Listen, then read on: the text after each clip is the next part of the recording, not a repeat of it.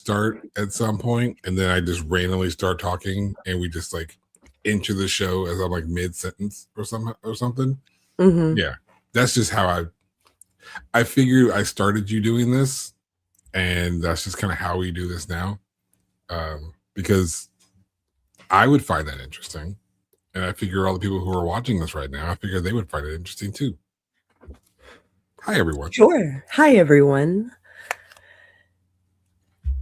I don't know why I queued up the music because we're not doing that show. We're not doing that show. I can come up with different music for the movie review, just as a note. You know, I redid the logo to say horror podcast. I might do a second version of that just says movie review instead. And then we can identify them as two separate shows. And definitely send me that so I can use it in the thumbnail. Mm-hmm. Oh, yeah, because this is 2026 now, and I've been using the AI thing like so far this year, and I need to. You're gonna get us beat up by everybody for saying that. I had nothing to do with that. Don't beat me up. YouTube offers, unless you're into that, and then maybe. Or StreamYard, rather. StreamYard offers a AI thumbnail, which just throws your title onto a template, and you pick a color, and you can put your picture on there, and that's that. I feel like that's going to be a show that we do one day. And I'm going to be honest with you. I don't want to. That's fine. Like the use of AI in our arts, I feel like is a topic that we're going to do eventually, because any show that does anything close to what we do has or will have the AI conversation. And I think it's more poignant now that we have where we were even in July when I was at Imaginarium. I did the AI panel, the ethics of AI panel in July, just to January. So much has happened in 6 months, since then. And ladies and gentlemen, just calm down. This is that rando thing that we do for 5 minutes or whatever. Like, this is not an AI movie review.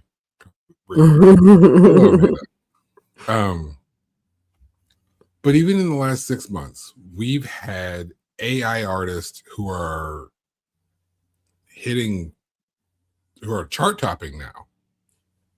We have algorithms that are now producing music that is popular enough to hit our metrics that we use to judge success. I always tell people that success is what you make it. You have to define success yourself. You can't. And sometimes you have to redefine. Absolutely. What you count as success, and which I've had to do a lot this year. Yeah. Because, I don't consider myself a successful author, but and yet and I don't consider myself successful when it comes to like movies and screenwriting. Which is silly. I know. Despite we've made 2 movies, we've debuted 2 movies. I have 2 screenwriting awards, and I have published. And I think in some cases, if you've published a book, welcome to success. That's how I look at it. If you sold 1 copy to someone just because, not because your mom bought one or because your spouse bought one, but because someone encountered your work and then you sold it because of the work, then yeah, consider yourself successful. And again, I have to work on how I define success, but success is not a monolith, which is, I guess, the overall point I'm making. But one of the things when it comes to music, and even when it comes to books and movies, are, the charts, because they usually reflect how the market perceives your work. And in this case, by the market, it's listeners, viewers. That's why metrics like Rotten Tomato is such a big deal, because it's based on how people who are watching your movie rate your movie. People who are listening to your music is how they are rating your music, because they're actually listening to it organically in most cases. And how you are received matters. And yeah, now that we have non-existent artists hitting the same charts, outranking people who have put in, humans that have put in time, effort, poured their heart out, blood, sweat, and tears. They took a pen, they poured their emotions out through the pen onto paper, and took the years that they took to learn how to play their guitar, their cello, their piano, whatever instrument. They took their years of skill and their years of effort and their true emotions, and they poured it all out. They put it into an engineered song, and they're getting outranked by someone who types in a prompt as a joke and then puts it out there on Spotify. Can you imagine how insulting that is to someone's soul? And I would be bringing all of this up in July, because apparently I've been requested on the AI panel for next year. Whoops. We're not even there. No, apparently our good friend Chad is he's moderating the panel next year. And it was revealed on an episode of Star Chamber, available on Podbean, and other platforms if you're catching it after the fact. But he called me out in the chat and said, "Hey, can you make sure Moon's schedule is clear so that he can be on that panel?" So I'm apparently I'll be there. So I feel like I should talk to Chad about that, because I kind of want to be on that panel. It's going to be an interesting one. Because I have to admit, I use AI, but only in very specific manner. That was one of the things that was covered. This is not that show. And we'll get into our movie review here in a second, because we've gone past that 5 minutes. But that was one of the things that was discussed with our past moderator this past year, when Molly McDonough was moderating. She admitted that she used it for like an advanced search engine. Basically, the way she described it, it's a more advanced, more intuitive search engine. And I don't think anyone has an issue with that. I think it's always important that when we're discussing AI issues, that we clarify it's the marketing in the use of generative AI, like open access generative AI, because those large language models are gathering data from all sorts of sources, and sometimes the contributors are not aware that their materials, most of the time copyrighted, are being used to train this large language model, which is then turned around and being used by that's a whole different conversation. Exactly. That's what the actual issue. That's what the actual issue is. It's not, well, I wanted to know hey, ChatGPT, what is this rash? Like, that's not what we're talking about. We're not talking about any of that stuff. Okay. But what we are here for, what we are talking about, is this really interesting movie, The Dead Next Door. Hi, we're Sako in the Moon, by the way. I figured by now you could read the name tags and you could see that that's Sako on the Moon. Dwan L. Hearn, more affectionately known as the Moon. Boy, is this movie a movie. I have some really fun trivia. Oh, I can't wait for that. Yeah, okay. She's just choking at it. On our last episode, we discussed zombies with our good friend Kyle Thomas, and he suggested this movie, The Dead Next Door, because it was filmed where his wife went to high school.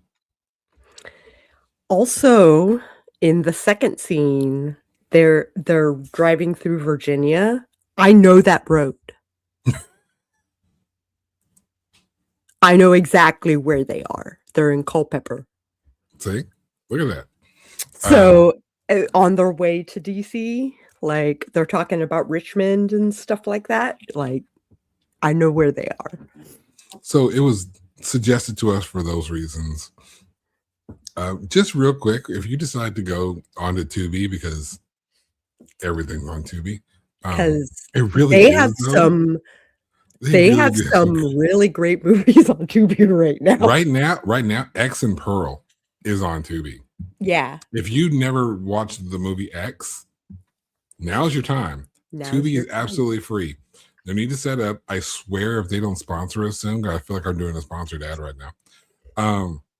Let me see if they have an option. Go look at it. Go ahead. But if you go to tubi.com, tubi.com, and you don't even have to sign up, you can just see a movie on the front page. Just click it, and it'll play for you. It's just free. It's wild. But there's some great movies on there. I want you to do a search. I want you to search for The Dead Next Door. Okay, that's the name of this movie. And you should find it. And just scroll down the list of search options that they give you. There are so many blank next door movies that it's ridiculous. I think I counted 10, 15, possibly 20. Did I actually count? No, I'm just trying to recall. But there were so many blank next door movies. The Assassin Next Door, The Girl Next Door. Don't watch that movie. It's a great movie as far as how movie production is done. It's emotional. It's very emotional. It has the tendency to be incredibly triggering. The book is wild. The book is great. The movie is great, but it's hyper triggering. I've never experienced that trauma in my life, and I'm fucking triggered by it. Like, even I don't go back and watch that movie. So, if you're ballsy, go for it. If you want to see a good movie, go for it. If shit fucks with you, don't. We can do ads on Tubi. That's their partner system. We'll talk about that off show. We'll talk about that later. Because, if I really want to check, then I'm just going to get that Sako and the Moon mug out and those Sako and the Moon t-shirts and those Sako and the Moon things. If you want something branded with Sako and the Moon, what would you want? Mm-hmm. What would you want? What Sako and the Moon thing? Tell us in the comments. Because the stickers are coming. They're coming. The stickers are coming. I don't know what else you guys would want, but yeah, let us know what kind of cool Sako and the Moon stuff. The book is worse. The book is far more triggering than the movie. The movie's bad. Like, okay, let me be more accurate. Well, it's B movie. No. I'm talking about the Girl Next Door. Oh, The Girl Next Door. The Girl Next Door is harsh. Mm-hmm. It is just the subject matter is just very, very triggering. But the book goes into even more, and it's even harder to read. Like, if you can't get through the movie, the book you've got no shot at. If you've gotten through the book, I don't know why you'd want to see the movie.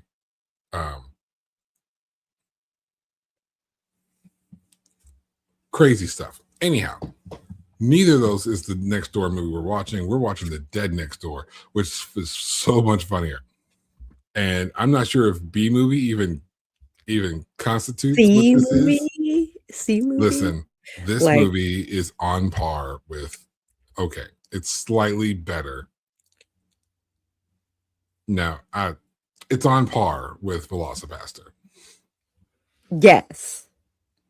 If you like those, I had fun. Yeah, the movie is so much fun. As someone writing, so I reviewed my zombie script, and I'm drawing the character concepts for my zombie book. Mm-hmm. And this movie put me so hard in the mood to work on my project. I can see that. I can see where that. It was it was so inspiring. Like, I can see that. You know how I'm always telling you to find, like, we can find motivation for something even in the weirdest places. It doesn't have to be an Oscar-winning performance to be inspiring. So remember that both for yourself and what you put out. It doesn't have to be. You don't have to win an Oscar to be impactful. So if you're going to put out a project of any sort, a movie, a book, a podcast, whatever, just be you, be honest with it, and do the things, because you can still be inspiring to someone. This movie inspired Sako, and I can't wait for you guys to get your hands on the products he's talking about. It's the one I read, right? Yeah. Okay, yeah, you're gonna have fun with this one. I really like the opening, like the initial opening scene. You know, we're not talking about that, but I do love it, and I think you guys are gonna love it when you guys get your hands on it. We'll push it a lot whenever it comes out in time. But today, as I've wasted 16 minutes talking about not this movie at all, let's go ahead and get into it. Speed through. If you're new here, we have a grading system, 4 stars, based on theme, raw production, writing, and characterization. I knew what they all were. I'm trying to remember them in order because she was going to pull the tabs up. And we have little subcategories that help us get this conversation going. So let's go ahead and get that conversation going with theme. Okay, so we have 3 prompts within each star, and the 3 prompts for theme is message, tone, and mood, and backstory. The theme, I think, is experimental vaccines bad, okay? Listen, yeah. I think it's fun. In today's political climate, the object of experimental vaccines being bad, it's like, whoa, hold on. Yeah. But no, it's scientists should know what they're doing before they do anything with it. Don't play God. Don't play God. Yeah. Sometimes shit goes wrong, and boy does it here. And like, boy does it. Yeah. It's an adventure. What does a bad day look like during the zombie apocalypse? Like, yeah. Like this. And I have so many writing related questions. We're going to get to that when we get to that section, of course. But man, boy howdy. If you were like an anti-vax person today and you wanted a movie to show somebody like, this is why vaccines are bad, this is it. But it's zombies, because, you know, obviously something has to trigger a zombie apocalypse. And of course it's going to be some sort of medication. It's going to be. It just is. This is just how that works. Dr. Bo, who created the virus, basically. And then Dr. Do I have him listed? Something with an M. Yeah, so, it was a doctor and an assistant that. Yeah, and the gist of it is some shit went down. The virus happens. Some folks got sick, turned to zombies, and the movie takes place 3 years, or like, is it several years later? 7? How many years later? 3 years. 3 years later. 3 years later, which leads into some questions I have about the writing. Remember that it's 3 years later, which is Brooke Walter, one word, is the writer, producer, director, the wearer of all those hats. The wearer of all the hats, yeah. But he had a lot of friends, which and you have to this, which was great. Yeah. Tone, message, backstory. I think we can all kind of wrap that up into it's a standard B-level zombie flick. For being completely fair and honest, this is gory and dark. Yeah, which is my bag. It's literally dark and figuratively dark. The color grading is shaded. We'll get into that. That's production. I just kind of want to fast forward through this section because the thing about this section is, in a B-level movie, there's not really a message to be sent. Backstory. So I have 3, 4, 5. No, we should just change the backstory to trivia. Like that should just be the what that section is called. What do you got for us though, besides the cold? Okay, so first off, Bruce Campbell's voice can be heard dubbed for the characters Raimi and Commander Carpenter. Interesting. The movie that Randall's and the others are watching that he says Raimi can improve his zombie hunting skills with is actually Evil Dead 1981. The executive producer credited as the Master Cylinder is actually Sam Raimi. Okay. Sam Raimi used his pay from Evil Dead 2 to fund this film.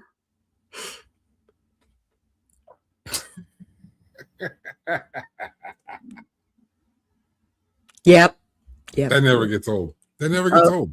Okay. This is why you have to watch the YouTube. Because I have my reactions turned on. So she has an Apple device. I have an Apple device. Us PC users, us Samsung, we don't have it. We don't know what's happening over there. Yeah. That's some Apple shit right there.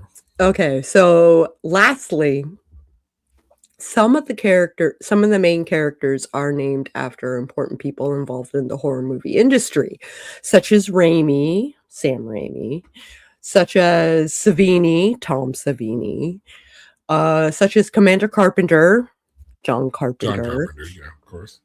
Among these listed, the captain also uses soldiers that they have lost, which includes George R. Romero, and King, which is Stephen King. Naturally. I'm doing a search right now. Go ahead, you carry on. Okay. Well, that was my trivia. So feel free to research that as I jaunt into production.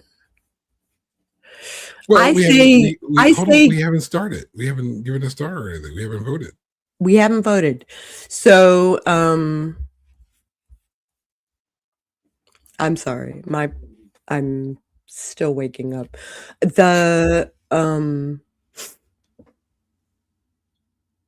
I say give it a star for what it is.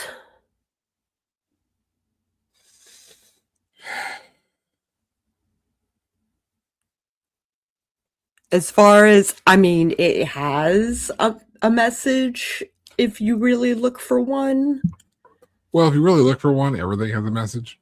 I guess. Exactly. Listen, I don't think of it as a condemnation of the movie. But it serves its purpose. I'm not sure if that's the it gets 5 stars on IMDb. Because there's nothing per se wrong with it, but the standard is low. I'm going to compromise with a half star, like a total of a half star on theme, because I don't feel like it's intended to have a theme, and it doesn't have a theme. We can create one, we can invent one, we can always invent one. I say we go half star. Okay.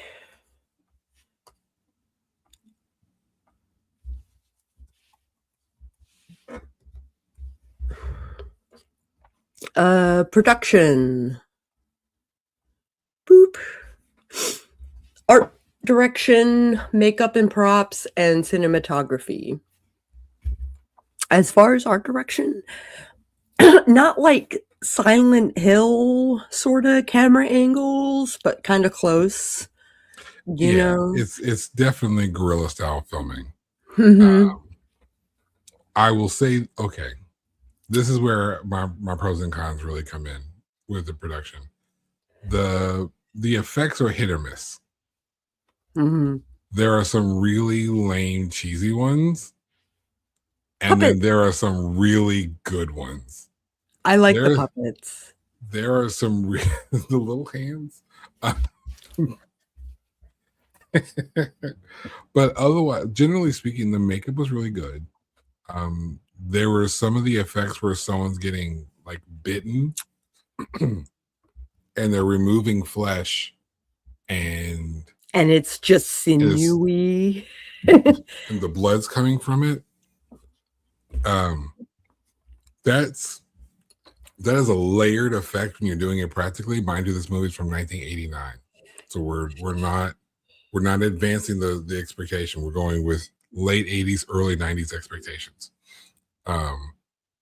Yeah, me too, but And I thought they were really well made you have to too, understand, like so these are layered effects. So you have to have the layer that goes against the skin, the layer that has the effects in it, and then the layer on the outside for the camera to see going into the effect. Mhm. And they were hit or miss. Some of them worked more than others, but the ones that worked really worked. And I'm trying to think, like, what do you expect out of a B-level zombie movie? Like, some of them are on This is par. what I expect. Well, this is what I'm saying. Like, some of these are on par, and the other ones are actually a lot better than I expected. Like, the really good ones are really good ones. The lame ones are like, forgot B-level zombie movie. It's fine. Yeah, this is where we are. It's easy to forget that it's a B movie.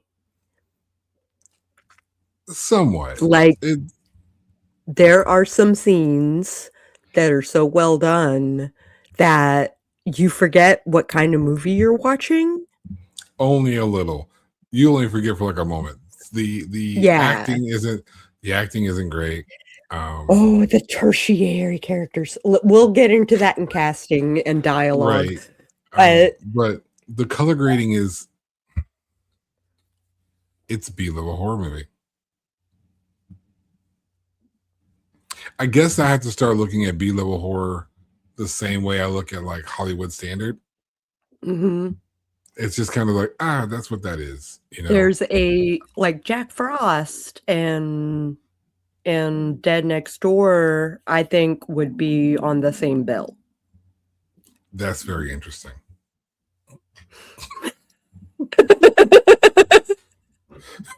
She does the thing, and then she gets like confetti raining on her. It's like, hilarious.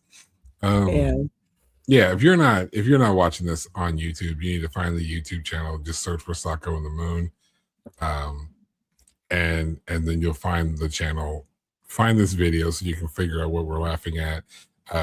Like this video so you can always find it when you go back to it.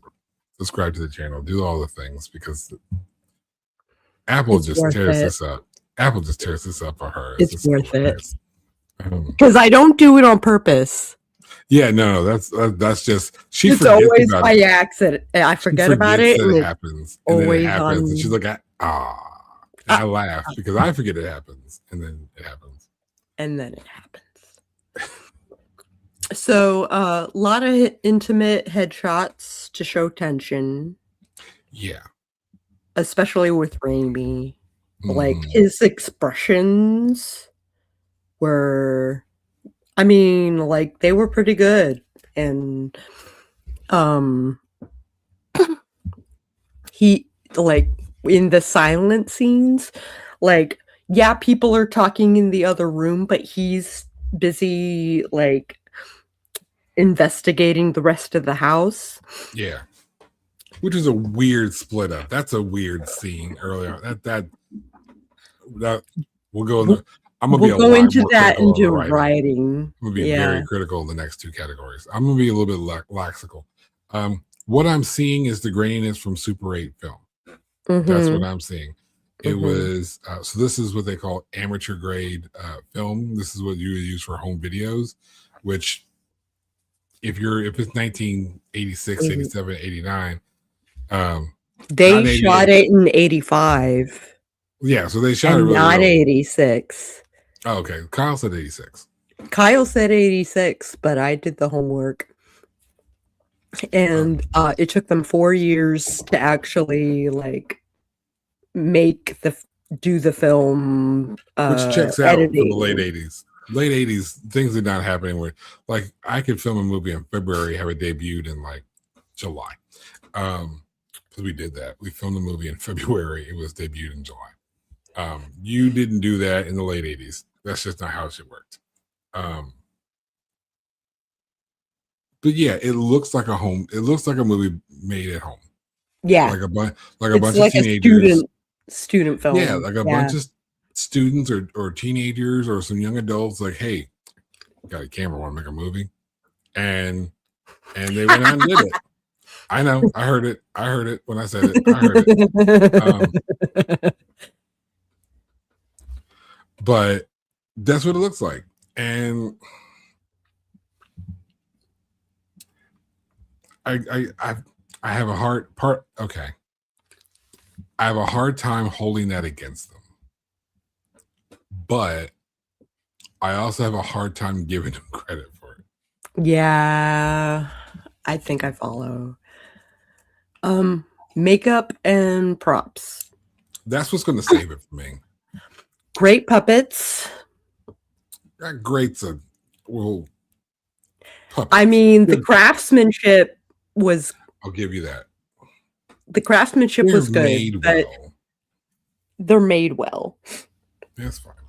The range of different kinds of accurate-looking blood, which I appreciate. You are the blood girl here. So there were times where it was really thin. There were times where it was really thick. I think that had more to do with the effect they were trying to pull off. Mind you, this is all practical. So it's all practical. If you need the blood to stay into an effect and then come out slow, it has to be thick, so it flows slower. If you're needing, there was one scene in the early part when they showed the breakout of the zombie apocalypse, where it looks like the guy in the foreground is being attacked and someone with like a spray bottle is spraying blood on the wall behind them. Yeah, like this is what I mean when I say like the effect was bad. They don't look connected at all. Right. If you come and tell me in the comments that like it was a separate victim that was just nearby, still didn't look like it.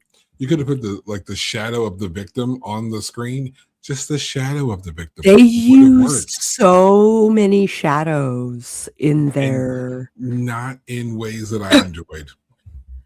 Now I will say there was one very damn good jump scare near the end when they were running outside of the building and they were trying to run outside. He's going down the stairs. He opens that door.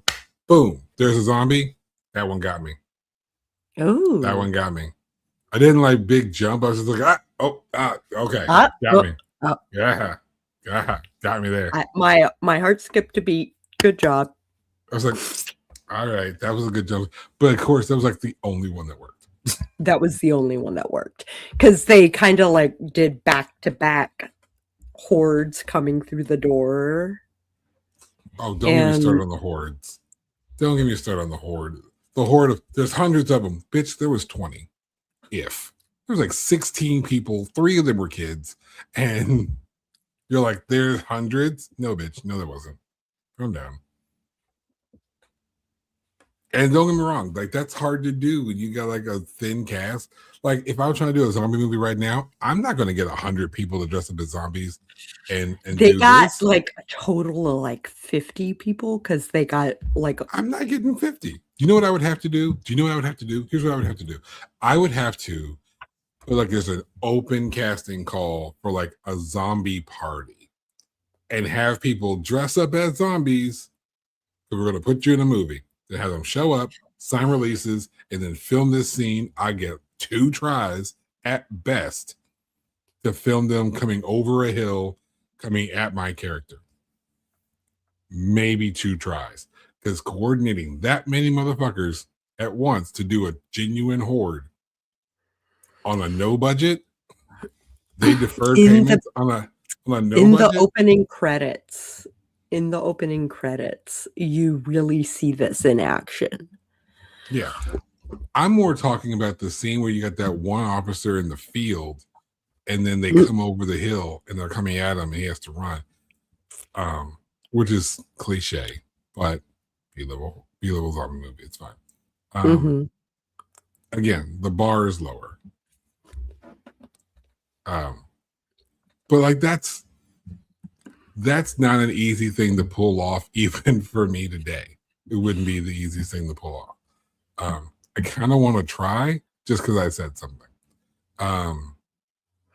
I would love for you to take a chapter from my book and make a movie out of it. Well, interesting you say that, because if we're going to plug a show, it'd be a great time for us to plug this Friday's episode, because the producer of Hallowed Hills, I'm always talking about, our producer, Friday, the mastermind of Hallowed Hills, he'll be on the show. Jason William Allen from Hallowed Hills will be on the show this Friday. He got the day off. I'm going to harass the fuck out of him through the course of this week. He'll be on the show and we'll talk about what he's done beforehand. It's kind of a general interview, but then I guess we're going to be talking about Hallowed Hills and the movies we put out, the things we've learned. Also, some of his musical stuff. Oh yeah, he's a jack of all trades. I'm gonna try and I have a lot of questions, so I'm gonna try and make them concise. But even if you do, I'm not sure if Jason will. Jason's Jason, and I love him for it. He will be chatty, and I appreciate that. Yeah. But it's going to be a fun episode. So yeah, if you want to mention it on Friday, that would be the perfect time to mention it. But that's kind of what it feels like this is. This feels like a B movie that a bunch of friends got together and made.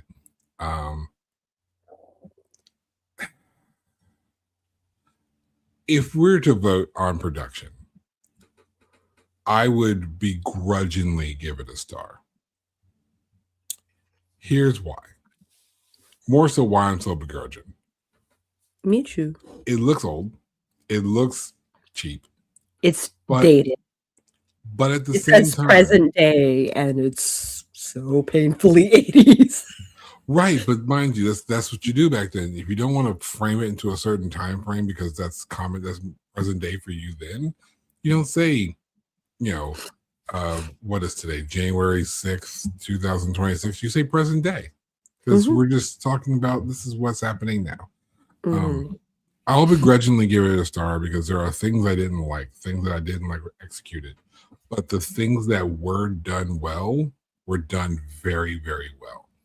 And I feel like considering the budget that I'm judging it on, to discount the good work that was done, to discount that seems unfair.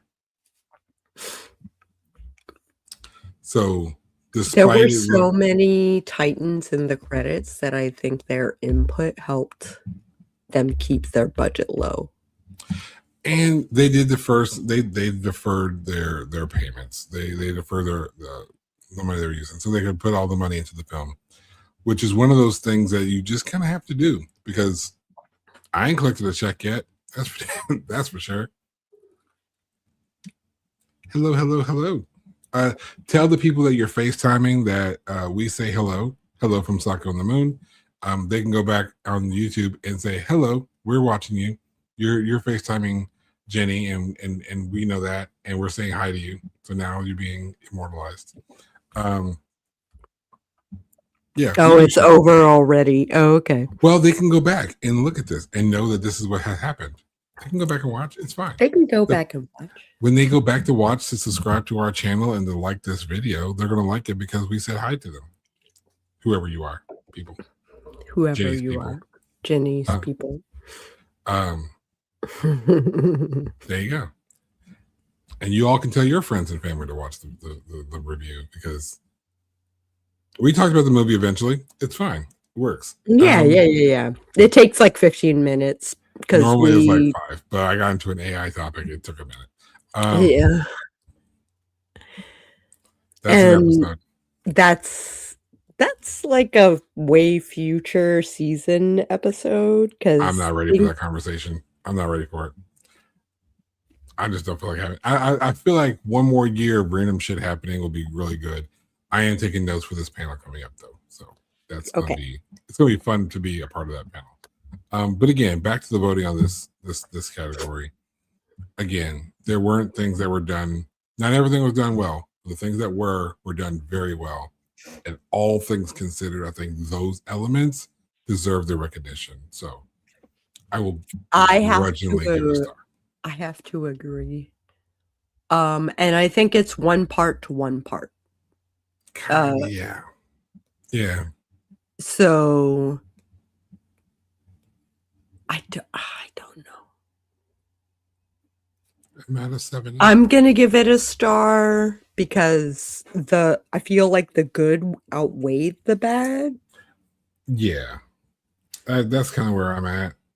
Like, it was so drastic, almost. Yeah, just comparatively, like one effect is bad and one effect is excellent, and it's like it averages out to pretty good. Yeah. Okay. Ooh, the power of averages. The power of averages. It's the name of my next album. That's a joke. Do not be looking for the Dwan Elhern album ever. Like, don't do that. Don't do that to yourself. No, we don't want that. Okay. Now here we go. This is where the gloves come off. Yeah, fuck this. Okay, listen. Dialogue, plot, and pacing. Let's start with dialogue. No, let's just start with all of it. Just fucking all of it. Okay. Actually, I don't have much of an issue with the dialogue. I can see people in the 80s under this circumstance saying that shit. Like, that fits. No, there are some tertiary characters that could not talk. They couldn't act. That's what I mean. Yeah. Like, I was going to say that for casting and characterization. They couldn't act. And when you can't act, you deliver your lines very badly. And this isn't so much about how lines are delivered for me. This is more of the lines that were delivered. Here's my issue. One of these secondary plot lines that are happening in this is in the opening that we see Dr. Bo being attacked, and then we cut to the outbreak, and then the report comes in 3 years later. We're dealing with the action of the movie.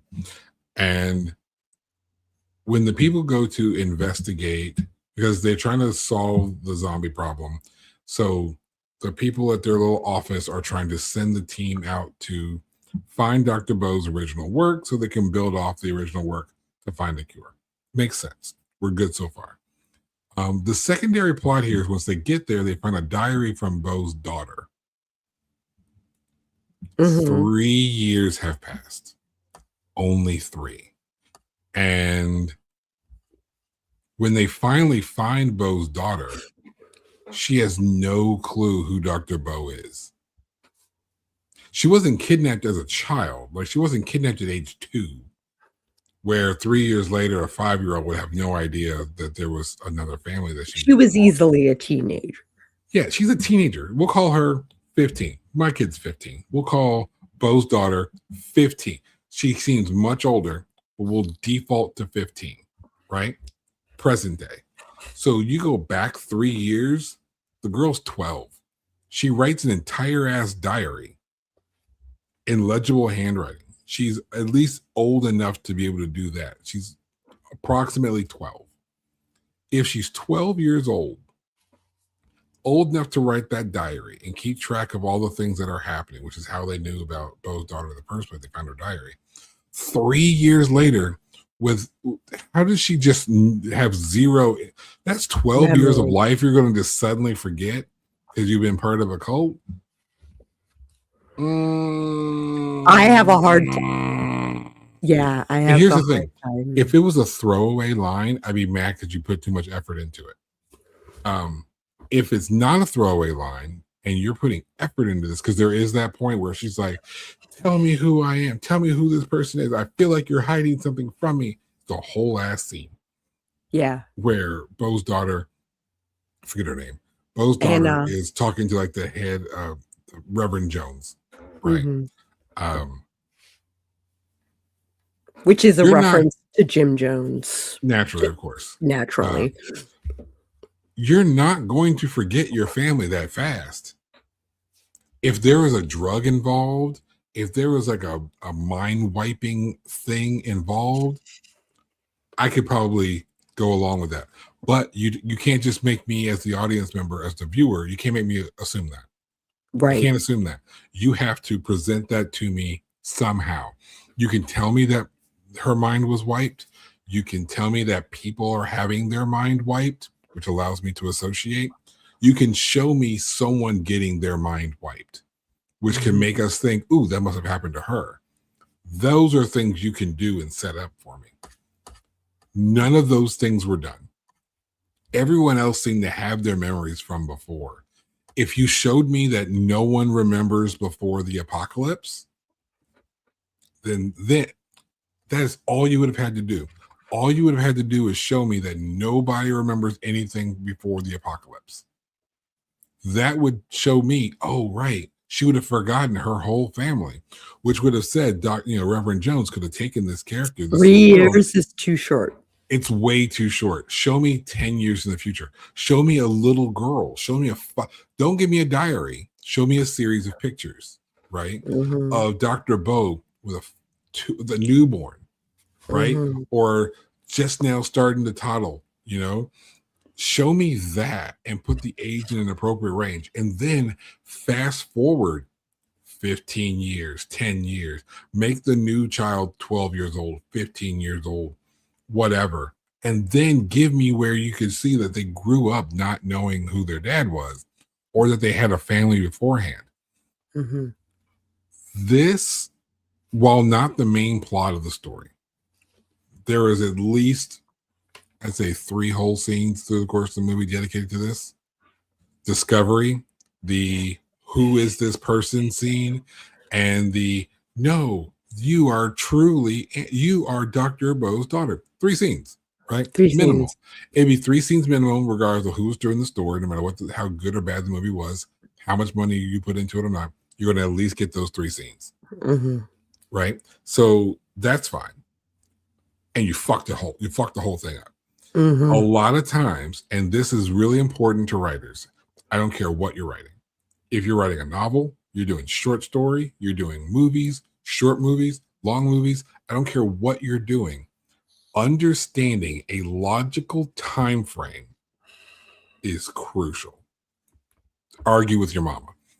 If you are going to tell me that something has happened and it only happened over the next day, does this look like a day's worth of shit? There's some wonderful movies that have come out. We've talked about Sinners recently. The events of Sinners takes place over 24 hours. Right. The whole course of the movie is 24 hours. One of the reasons why in the movie Sinners, the twins have to split up is to cover more ground so that all of these things can happen in 24 hours. You have this isolated time frame. That's important, right? You're not getting any of that with this. You're telling me that all of this stuff is happening. Time is passing in the course of this movie. I think we got maybe like a week's worth of time, maybe 2 or 3. Yeah, like day and night and day. Yeah, day and night, day and night. And that's all fine. But you're sitting here and telling me that this young woman has lost 12 years worth of life in 3 years? There are a lot of tropes that they kind of corrupt Like the eating of animals, the inability, like the headshot doesn't work, the like beheading the zombie doesn't work, like there all kinds of like little tropes that they were just like, fuck that trope. And you know what? When you don't follow the guideline, I've learned over time not Which to hold kept that me against. watching. It does. It's like, okay, if that's not going to work, what will? That's fine. Those kind of things are fine. I actually like those because you have to show it not working because the audience is going to know a trope. We're going to expect it. So you show me early that it doesn't work. And now I have to figure out what does. If the character's trying to figure that out at the same time, even better. Selective amnesia. Yeah. You must be Mr. Fantastic for that kind of stretch. You are Fantastic Four, Mr. Fantastic doing yoga. That's the kind of stretch you had to go through to grab that one. So the plot. Okay. The government sets up Zombie Squad after an epidemic has made the world run rampant with living corpses.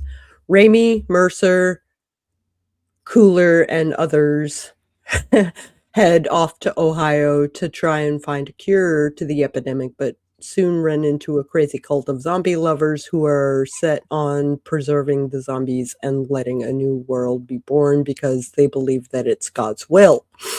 When Mercer gets infected with the zombie virus, Raimi and the others must work quickly to find a cure and avoid the cult. Which is a lot for a B movie. And here's the thing. Mercer wasn't even that big a character. He wasn't. Okay. It happened to a secondary character, so the main character can do all the things. But and then he comes out in the final sequence. I guess kind of, I won't even spoil that. It's not even worth spoiling. Yeah. It's just not. Watch the movie. The link is the yeah. Yeah, it's on Tubi.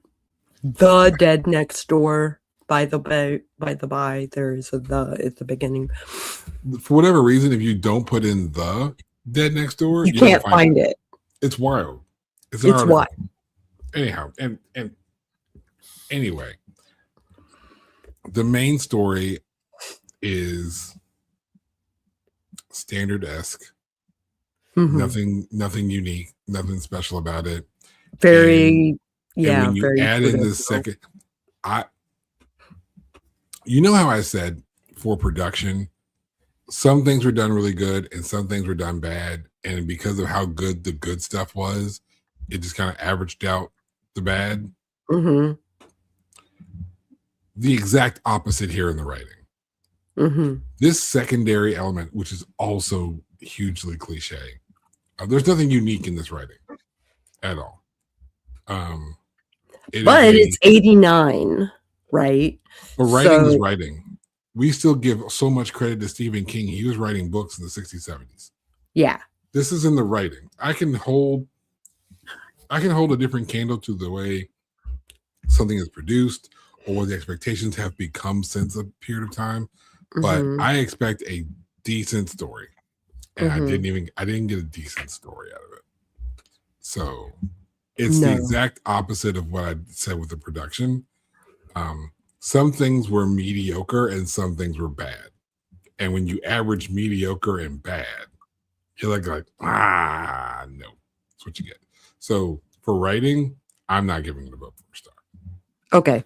I'm not either. No star for writing. No star for writing.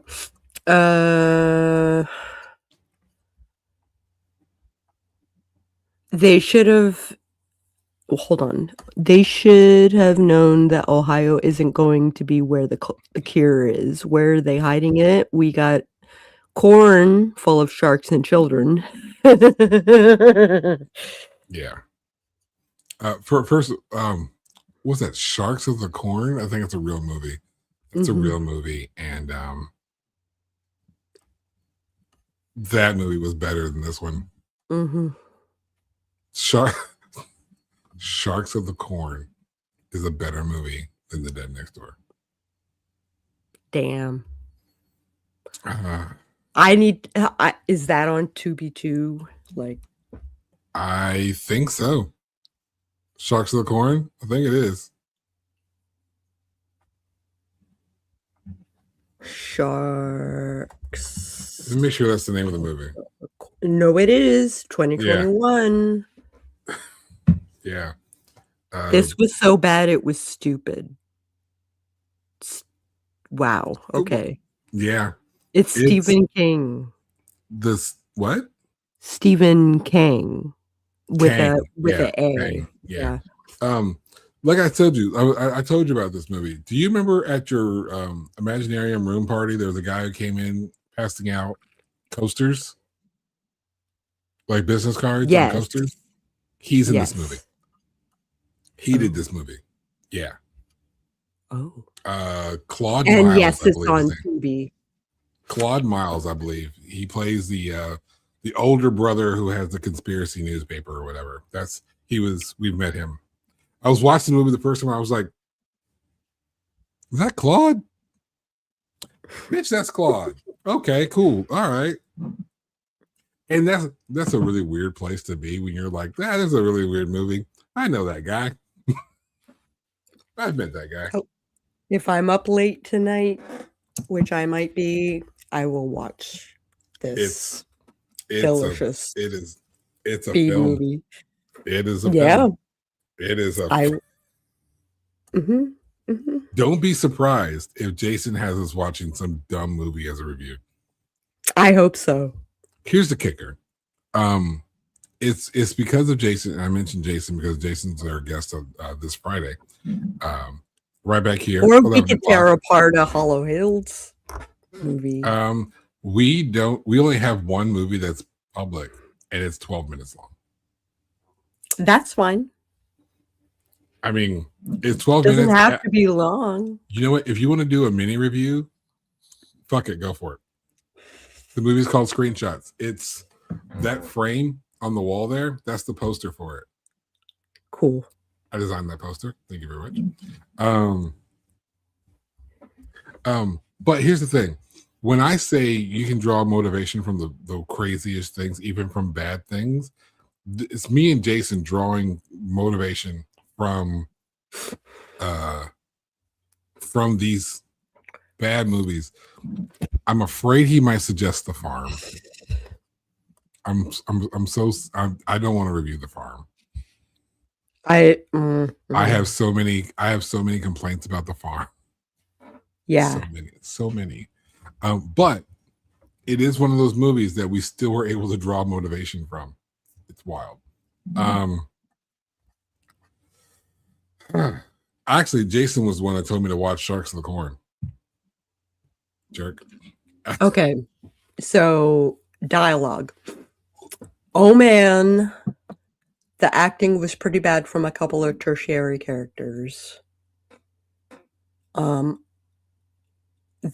zombie speech was hard to understand even with the volume up. So the sound editing was not great. Some people are going to say that the zombies shouldn't be clear. If the zombies don't need to be clear, then don't give them lines. If you're going to have a character say something, I need to know what they said. If I don't know what they said, there should be a reason I don't know what they said.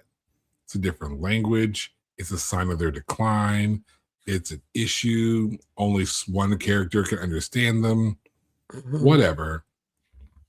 If there's a reason I can't understand you, there needs to be a story-based reason as to why. If it's just bad design, it's bad design. Nothing is more important in film than sound. If you're going to drop cash on something, drop cash on sound. Somebody who can engineer your sound. Even if it looks bad, but it sounds great. Ding. You want your movie to look good, sound good, and be good. Sometimes you got to pick two. If you're going to pick two, Pick sound good and be good. If I had to pick between those three, my looks third on that list, because if I can only hear it really well, but it's a really damn good story that I'm hearing, I'm gonna be cool with it. That's why people listen to audiobooks. It's a good story that can still be heard. It's fine. I don't need a visual for that. That's an audiobook, right? But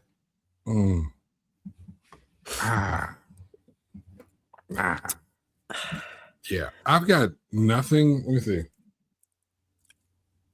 I will give it this positive. Let me give it this positive. For consistency and evolution, there is an evolution.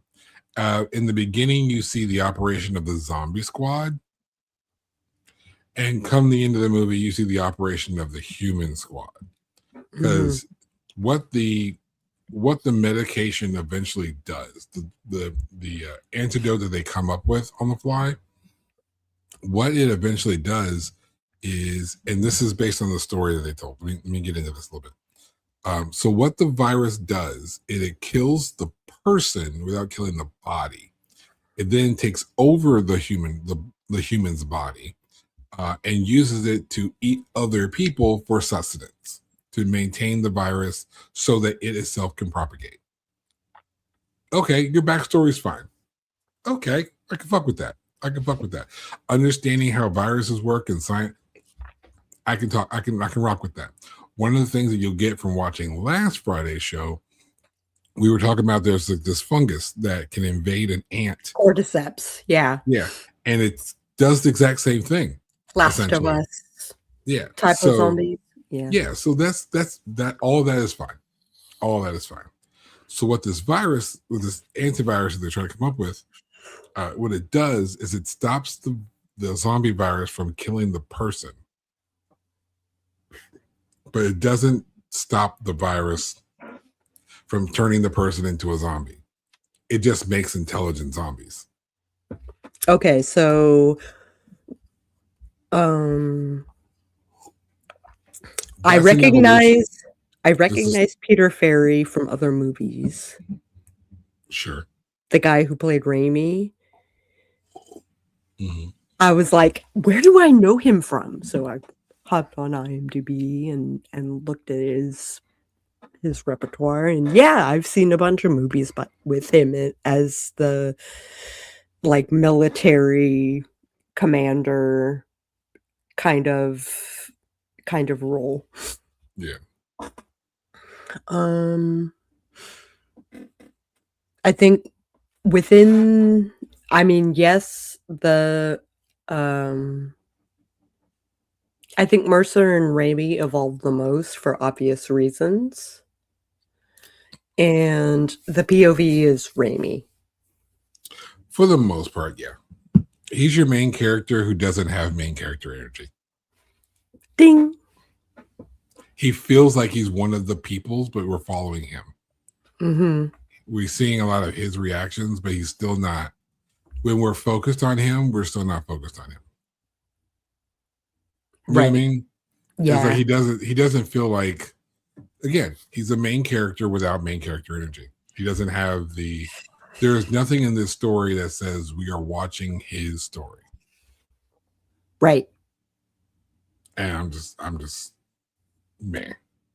So like no star on characterization. I'm not going to hold anything against them on the casting, because at that point you're making that kind of movie, you get who you got, and you may not be getting seasoned actors. Okay, I'll give you a slight pass on that. Okay, I'll give you a slight pass on that, but evolution took place, so I can give you points for that. The point of view was pointless.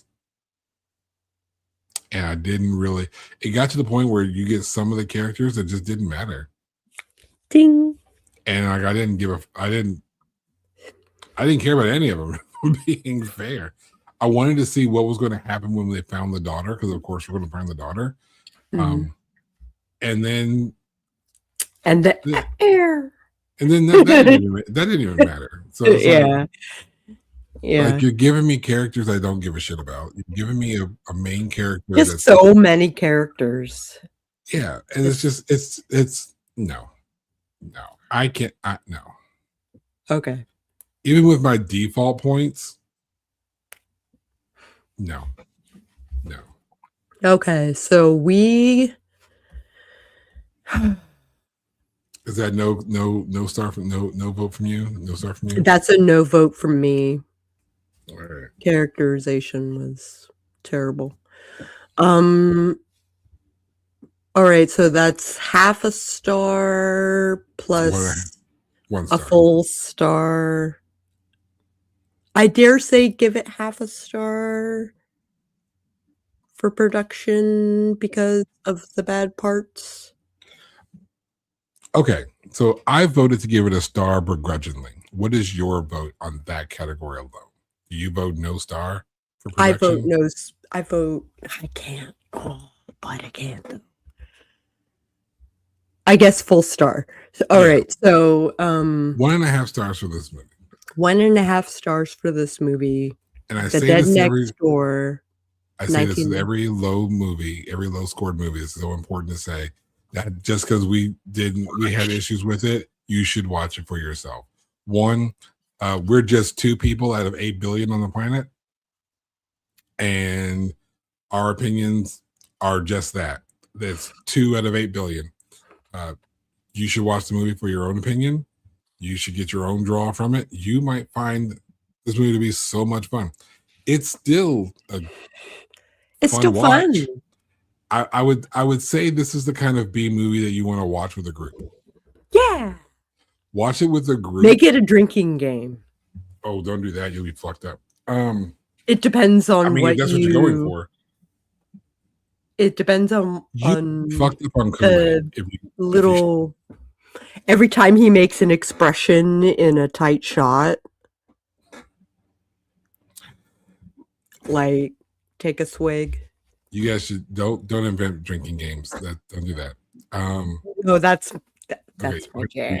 Maybe you should. You should, whatever it takes to watch the movie. Go watch the movie. It's free on Tubi.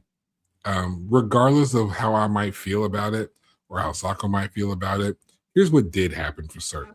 A group of people got together to make a movie, and they successfully did that. My opinion of the movie is solely just mine. Her opinion is hers. But someone took the effort to go and make a movie. They took what they had and they did the thing. There is someone out there who wants to make a movie who, for whatever reason, isn't doing it. These people actually went out and did it. So, with all the respect, all absolute respect to the filmmakers, go make your movie. Someone might say it sucks. Someone might give it 1.5 stars out of 4. But you know what? Your movie was there to be graded. Your movie was present. And it's available on a streaming service, which I can tell you, mine isn't. Yet. Yeah, we're working on that. Screenshots was too short. But the project we're working on, we fully intend on getting on the streaming. But it's not there. It's not there today. I don't know what fell. I have a filmmaker friend who put a movie on Tubi, so I know it's possible. It's possible. This is on Tubi, and I've seen a lot of other movies that are on Tubi. I've seen some movies on Amazon Prime. Mm-hmm. So you're like, ooh, that made it to streaming? So I'm saying, regardless of how we may have voted for this movie, it is so important to say it's still worth watching. Yep. I would suggest watching it with a bunch of your friends. It might be the kind of movie where you guys are sitting back and pointing at it and laughing at it. You're still watching it. And if that's what that movie serves, that's what it serves. Not everything's built to be an Oscar-winning performance. Not everything's going for it. And we mentioned it earlier in the episode. Jack Frost and Velocipaster. We can Velocipaster. I fucking love Velocipaster. I talk about that movie if you're regular on this to watch this show, I talk about it. I mentioned maybe once every episode at this point. And I mentioned Jack Frost in the same breath. So and there's Lavalantula, there's Lamageddon. Lavalantula has a sequel. They made 2 of them bitches. 2 of them. Dose. I guess the first one did well enough that they could. It just had to be well enough, honestly. If you're curious about Lavalantula before you read it, I have a review of Lavalantula on my website, DewanAlhern.com. I have a different grading scale. I could even tell you what I graded that movie, but it's up there. It's there. You can to read. But yeah, just go watch movies, man. Independent movies, B level movies, Q level movies, whatever. Watch them all because she loves Zombievers. That movie's hilarious. That is a film for certain. Mm-hmm. Okay, we're over the hour. Yeah, I don't have a good reason to say fuck the runtime now. We can go. Thank you for joining us. This Friday, we're having Jason Allen on our show on Friday, and we're going to talk about Hollow Hills Films and his musical career and a whole bunch of other cool stuff. So we will catch you guys on Friday. See you later.